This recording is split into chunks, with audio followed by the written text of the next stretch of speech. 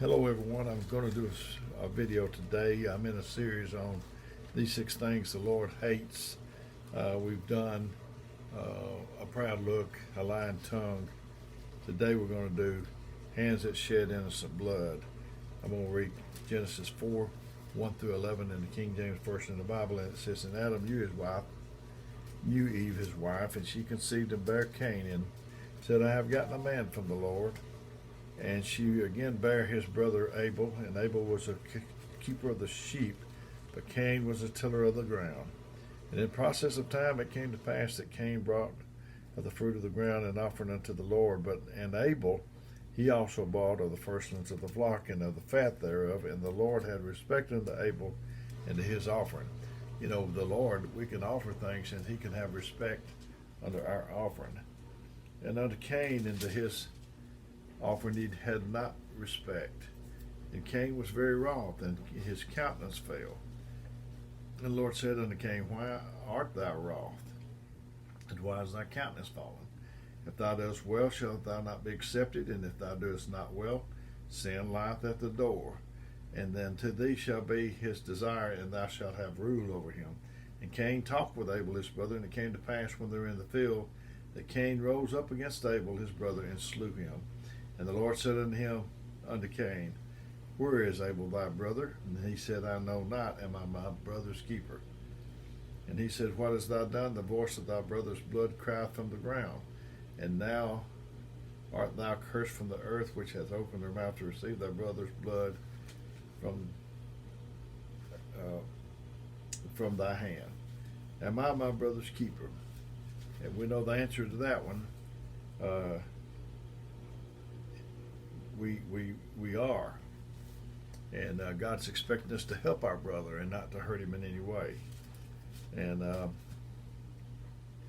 you know, 1 Timothy 2:8 said, I will therefore that man pray everywhere, lifting up holy hands, without wrath or doubting. I lift my hands up. My hand's not been on any man's back. I've not tried to harm anybody. You might not pull a trigger, you might not kill somebody physically.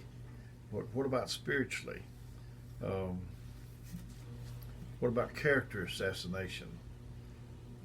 Gossip. We ought to be careful of those things. We're treading on the line, I believe, when we participate in anything that's not talking good about somebody or for somebody's good. I don't want to be a participant in the murder of someone's character. You know, those kind of people ought to be on a wanted poster at the post office or somewhere. So, slander, you may not kill somebody, but you can damage them. Slander means the action or crime of making a false spoken statement damaging as to the person's reputation, like he's suing the TV network for slander. Make false and damaging statements about someone they were accused of slandering the head of state, example. God knows that there are more ways to kill than with a knife or a gun, and there are more things to kill than just a body. You can kill a body. Some of us think that we're off the hook of this command because we've never killed another body. Killing another body is the most obvious application of this. But there are things that you can kill, and we may not come out so clean on some of these either. The spirit, we can kill somebody in the spirit, their influence, man, this is some serious things, and the killer influence or whatever, the reputation. We can be participating in slander, rumors.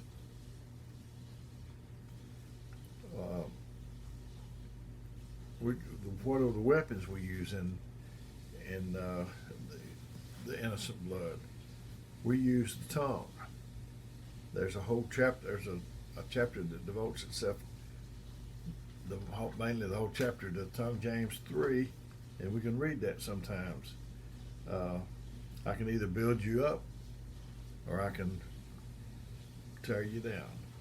It's like the little boy he was watching a man with a wrecking ball. I heard Brother David Jones tell this story, and he looking up and he said, "Mister, does that take anything to tear that building down?" He said, "No."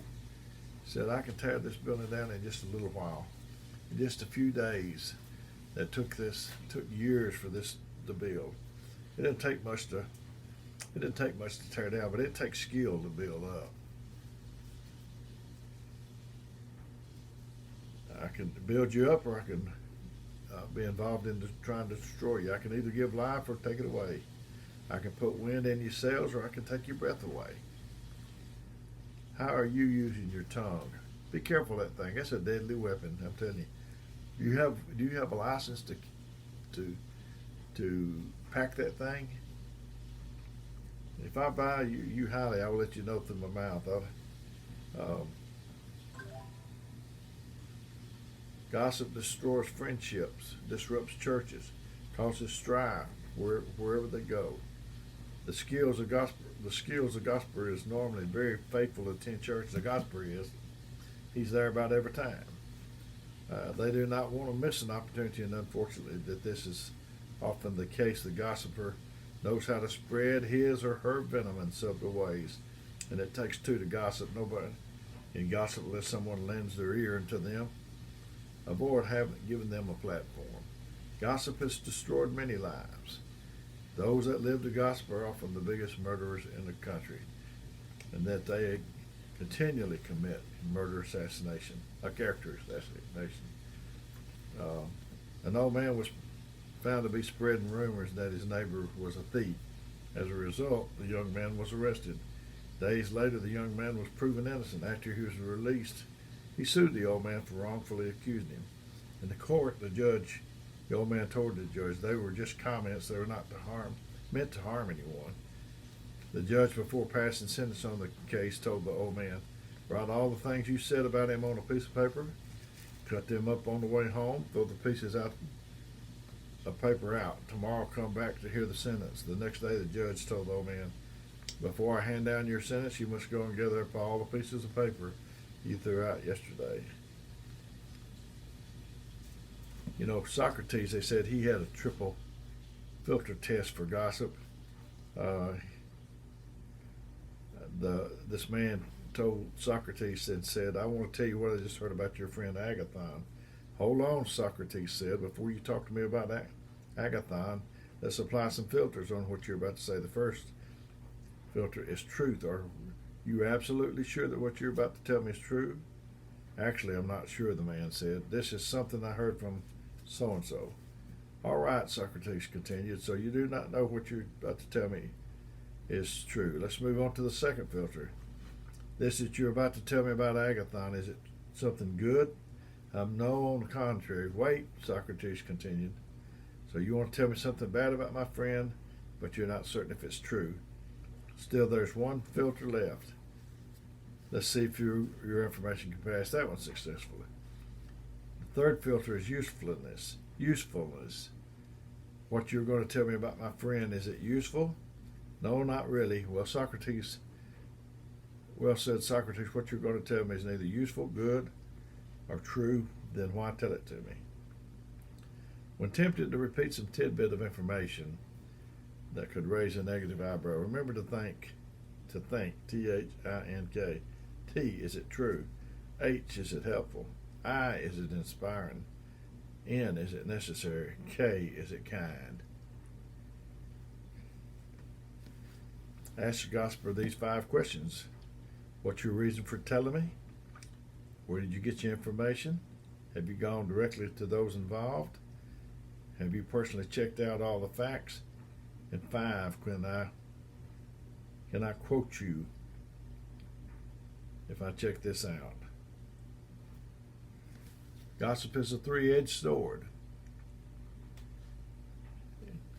damaging the one who speaks it, the one who hears it, and the subject of it in equal measures. So the people that shed innocent blood, I don't want to be a part of that. I don't want to hurt anybody if I can't help somebody. I sure don't want to If I can't help them, I sure don't want to hurt them. We need to be careful what we say.